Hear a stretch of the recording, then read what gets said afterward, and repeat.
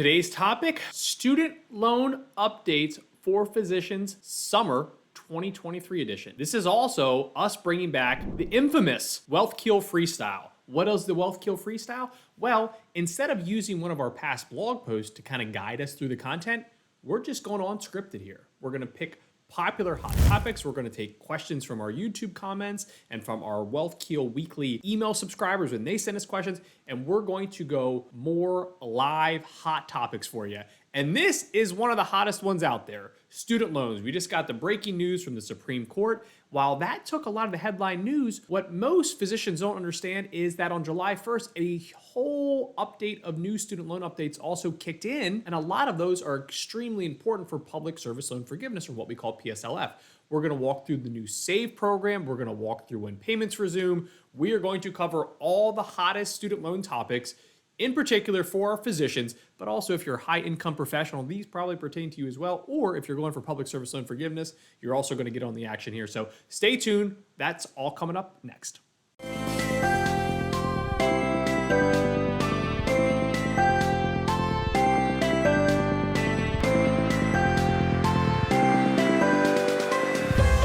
When do payments resume? While a simple Google search should give you the answer you're looking for here, we're going to add some more context to it. So the first big takeaway is interest will actually start to accrue in September. So September 1 is when interest will start to accrue. Your first payment should kick in October. So what our guidance is for the Department of Education is October 1st will start that cycle. Now, for physicians in particular, we need to break it down into what could these payments look like. For the bulk of you, it should be your payment from February 2020. Remember, March of 2020 was when the actual forbearance, the COVID pause went into place. So the way that we've been describing this to our clients is pretty much if you graduated from med school 2019 or earlier, you should have already selected, you were probably already in an income-driven payment plan. Your taxes should be on file. Most likely that would be your 2019 taxes. Possibly if you filed extremely early, your 2020 taxes, but that's where you should come in at. Now, what does this look like? So payments restart in October. Our current guidance has been you're going to have a 6-month lock-in period there. So you should suspect that payment for 6 months. And then they're going to start the recertification process. The recertification process can vary by provider. The bulk of providers that we saw on the list that we were looking at, Mahala is going to be the most important one now because if you're going for PSLF, that's your new servicer. They are also on that January 1, December 31st revamp of when they'll start to kind of certify that income in there. So that is part one. Now it gets a little bit trickier for that sandwich group, right? If you graduated really during COVID, so call it like 2020 to really 2023, you're going to have this window where you maybe selected a payment, you should have taxes on file, you should have gone through all those steps, or ideally you went through all those steps. So this is going to be a good time to double check with your servicer, but you should have a payment on file that should restart there, right? So if you did pick a payment plan, that should be on there, and then your payment amount would be on the most recent tax return on file there, which that could vary, right? It could depend on when you actually filed. Was it a 2020 tax return? Was it 2021? But regardless, you should be able to track this information down. And through all of this, if you're ever looking for a good spot to get your most recent data, go get your NSLDS file. That is going to be a text file that includes everything. Or if you just go to the NSLDS website, which is nslds.gov, I believe, that should get you to where you can see all your information. The next group in there would be really like our 2023 plus group, where you likely did not select a payment. You have not entered any type of payment plan yet. You could still be in your grace period. So for this group, you're going to want to make sure that you do follow all those steps. You want to make sure that you do apply for a payment plan. You are going to end up certifying income in there. And even with the last group, that in-between group, the one thing that I need you all to take away from this is if you're not in an income-driven repayment plan, they're going to default you to a standard repayment plan. So make sure that you are not allowing that to happen, because that standard repayment number is going to be dramatically higher than any income-driven repayment plan. So main takeaway from this section is know where you graduated, know where you stand here, contact your servicer, make sure your servicer has the proper information in place. One of the biggest changes through all of this was that probably for anyone that was going for PSLF or is planning to go for PSLF, you were probably transitioned over to Mahala.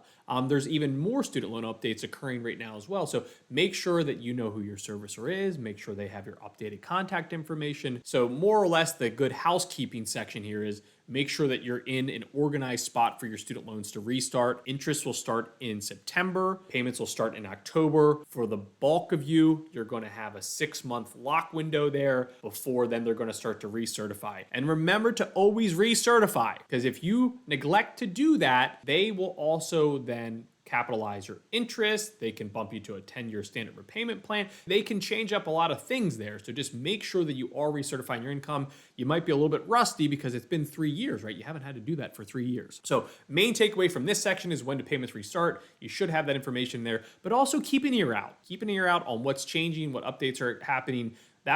This week really has been our first week of good guidance where we feel like we have a much better understanding of not only when payments are going to officially resume, but how long that payment's going to be locked. And one question I had for really the past few weeks was, what tax return are they going to use? And it seems like it's going to be the earliest from February of 2020, which for most people, unless you're extremely proactive, that should be your 2019 tax information. And one bonus point here, don't forget, this is one area where you don't want to jump the gun and recertify your income too early. Most people should have had a lower income in 2019. So just keep that in mind. This is one where wait till they tell you to recertify your income. So you don't get brownie points there for paying higher amounts, especially if you're going for public service loan forgiveness. So keep that in mind when these payments are getting to fire up for you again. Next up, the new SAVE income-driven repayment plan, which essentially is replacing REPAY. SAVE stands for Saving on Valuable Education. That is what SAVE stands for. Big updates here. One, some of these updates are going to kick in sooner than we thought. We actually thought a lot of these updates were going to kick in on July 1st, 2024. Here are a few of the recent updates that'll kick in soon as payments restart. The main one is poverty guidelines are now based on 225%.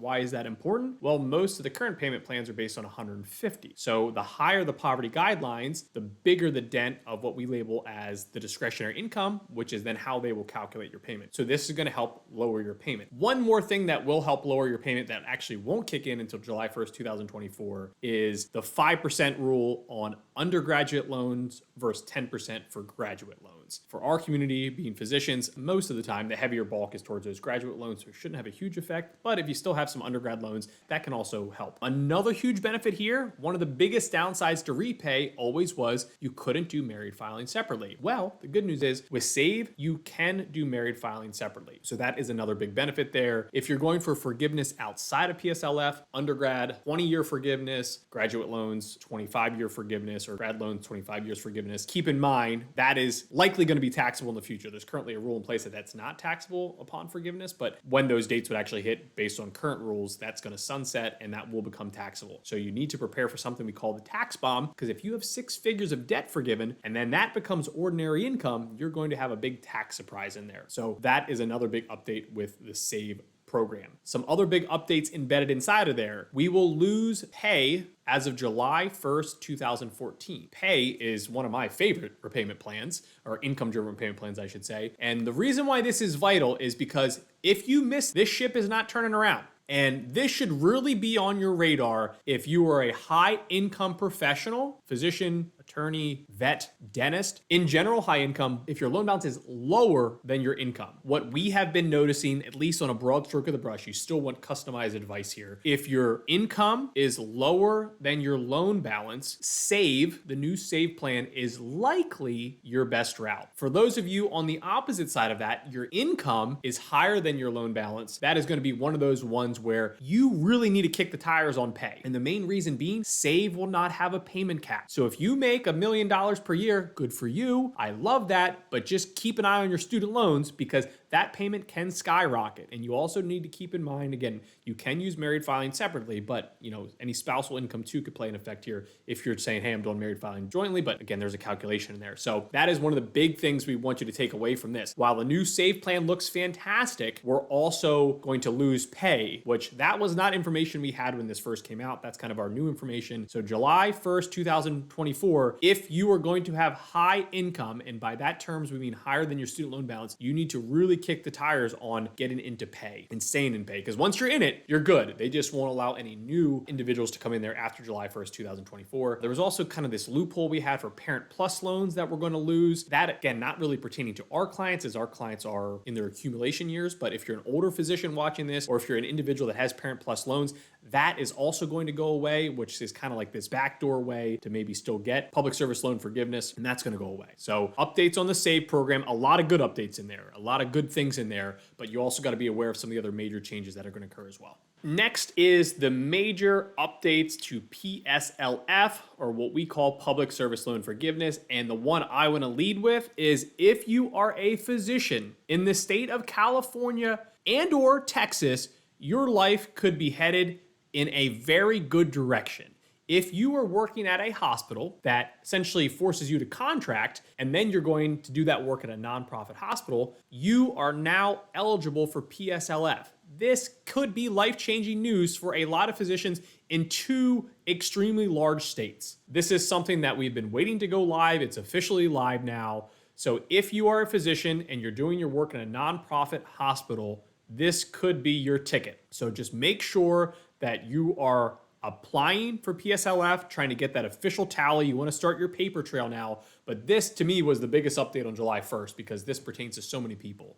So again, Texas, California, PSLF is now in your opportunity zone. You want to end up certifying for that. You want to get an official tally for that and then build from there. Also, if you have any colleagues, tell them about this, please, because my concern is if they don't hear about this before the payments restart, they might think it doesn't apply to them. So then they're going to go refinance their loans. And once they go to a private loan, this ship has sailed. It will not turn around. So make sure you're paying attention to that. Some of the other big updates included qualifying hours are more simplified now. It's just a 30-hour rule. Before it was always, is it full-time? Is it not full-time? Is it 0.8? Is it 0.6 FTE? We don't have to worry about it anymore. It's 30 hours. That is the main goal you have to be at a nonprofit, is 30 hours. Another major update that kicked in on July 1st, the entire certification process is online now. Can you believe it? In the year 2023, you no longer have to use a pen and paper, a fax machine, a pigeon carrier, whatever you were using to get that form in. It can now all be done online. Check out the PSLF help tool, and that should guide you through the process, but it's now all done electronically. It's sent to the institution. It's sent to Mahala. If that's your loan servicer, it should be if you're going for PSLF. It's all done electronically now. So another fantastic update as we modernize from the pigeon carrier way, and something they said fax machines. I'm not sure what that is, but they also said fax machines. You no longer have to do that. It is all done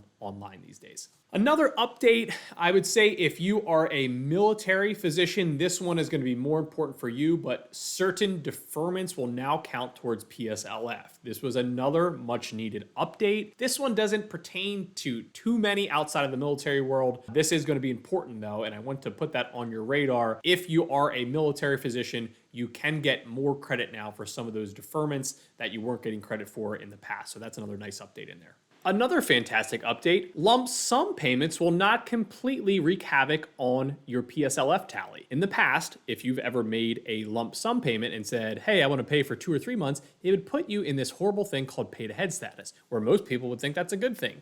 Not in the government's eyes. That was a bad thing, and they had no idea how to count that. So they just wouldn't give you credit for PSLF, even though you went above and beyond your goals. Go figure. So now what will happen is if you do this, they will give you credit. When we double check this, we were told it will go out a year in advance. So if you make a lump sum, let's just say you make 12 payments at once, it'll allow you to go out for a year in advance. So up to 12 months in advance. Now, one thing to keep in mind, it does not advance your track towards PSLF.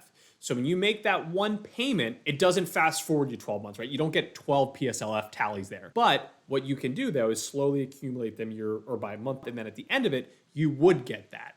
But this is a huge update. If any of you have gone through pay to head status, I hope you haven't. It's a complete disaster, but that has now have been fixed. So whether it's a lump sum, whether it's installments or even past payments, you will now get credit for those on your PSLF tally. One of those ones where you just kind of shake your head thinking, why wasn't that always the case? But don't shoot me, I'm just the messenger. But that has been fixed, so that's another good update there. And one more welcome update on the PSLF front is when you consolidate, it will no longer start you at 0. One huge caveat here is if you do this before January 1, 2024, it's actually going to be better for you because they're going to give you the highest loan amount. So if you have 2 loans and one of them has 20 payments and the other has 16, when you consolidate those, not only will they not move you back to 0, they're going to give you the higher number, 20. This was one of the huge things that we wanted to accomplish during the CARES Act forbearance. That will change on January 1st, 2024 to the new weighted average rule. Weighted average rule is still cool, but it's not as cool as it's going to be from now until January 1st of 2024. And the weighted average rule is going to say if you made 20 payments on one loan and 5 on the other, depending on your loan balance, the actual numerical number, they're going to give you the weighted average of payments. So it's not going to be the better of the higher number, which is currently the situation. Great news, because it doesn't start us back to 0, but it's also not as good as the current rules. So if you have loans with differing tallies and they haven't been consolidated yet, you still have a very good window between now and the end of the year to get that higher number. So keep that in mind. But regardless, some fantastic major breaking news for PSLF as of July 1st, 2023 that we want to bring to your attention in all the craziness that has occurred with student loans this summer. And it's probably going to get crazier. And there you have it. Some of the biggest breaking news in the student loan world this summer. We'll likely have much more breaking news. We'll likely have a few more of these WealthKeel Freestyles dedicated just to student loans.